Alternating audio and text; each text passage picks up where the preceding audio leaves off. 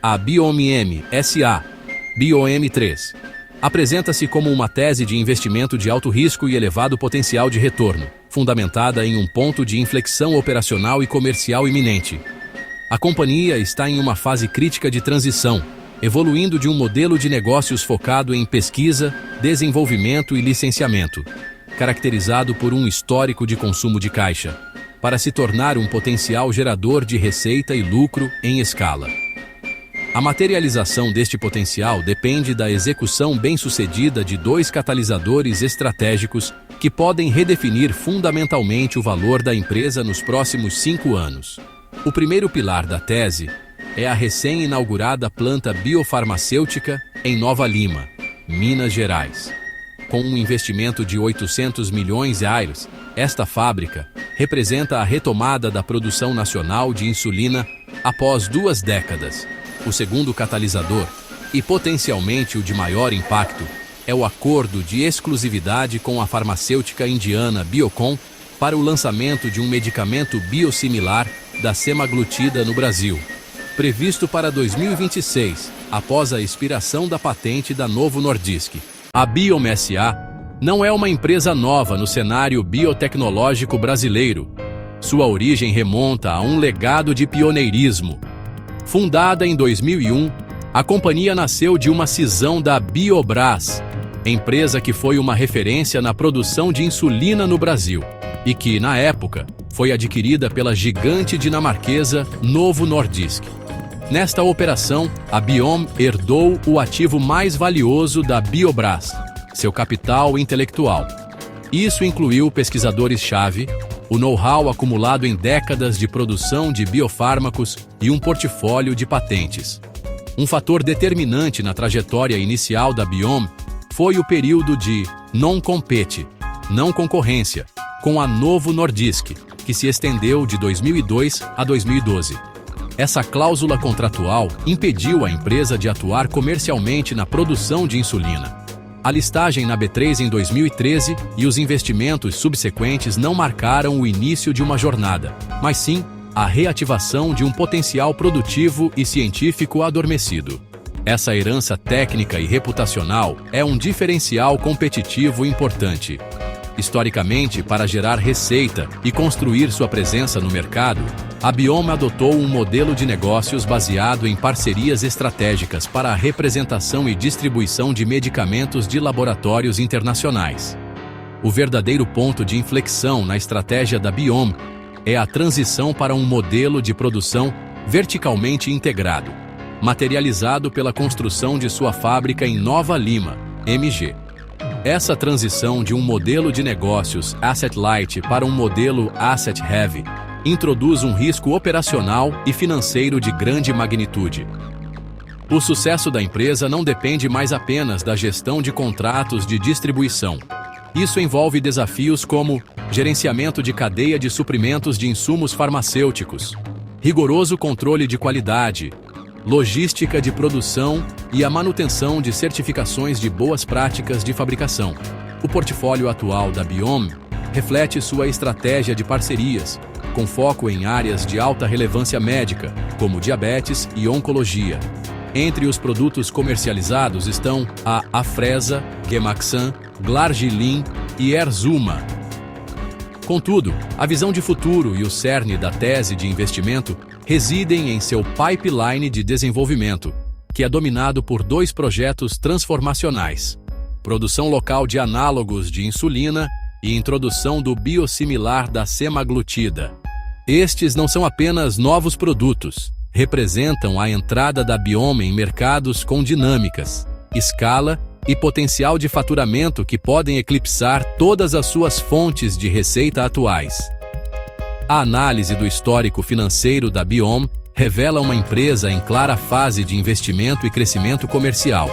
A receita líquida atingiu 102,9 milhões nos primeiros 9 meses de 2024, um aumento de 5% em relação a 2023.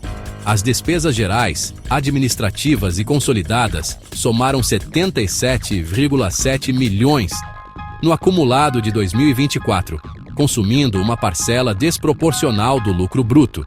que foi de 20,8 milhões no mesmo período. Os indicadores de rentabilidade da Biome são consistentemente negativos, um reflexo direto de sua fase de investimento. Margem bruta baixa de 12,48%, margem EBITDA negativa de 26,84% e margem líquida negativa de 48,45%. Os demonstrativos financeiros revelam um padrão clássico de maturação de investimentos, frequentemente descrito como a curva J. As perdas atuais não devem ser vistas como falha crônica, mas como fase de investimento antes da geração de valor. O balanço patrimonial apresenta uma posição de endividamento relativamente controlada.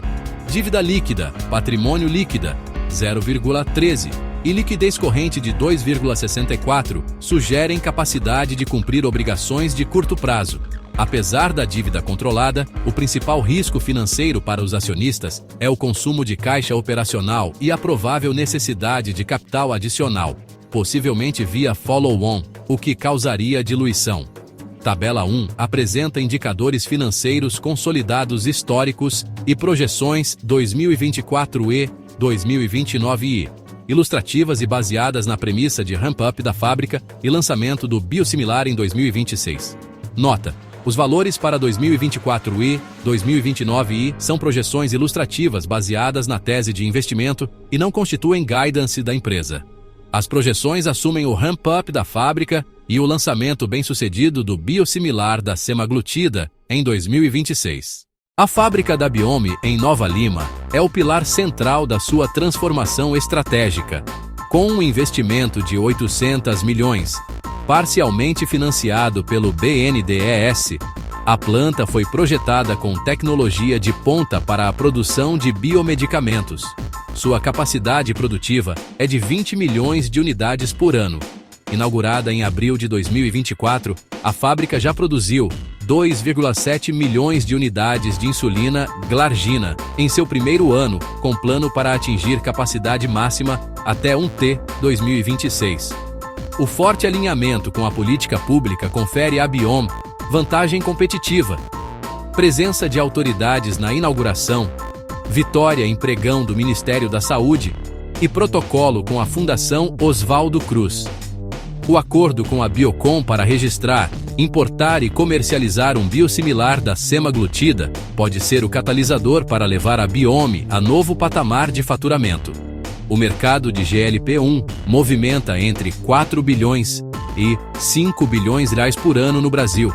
A expiração da patente da Novo Nordisk está prevista para 17 de julho de 2026.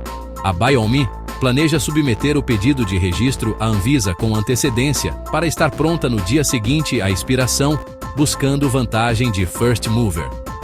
Um preço mínimo 35% inferior e possível competição de preços podem ampliar o mercado, atendendo a uma demanda reprimida de milhões de pacientes com diabetes e obesidade no Brasil.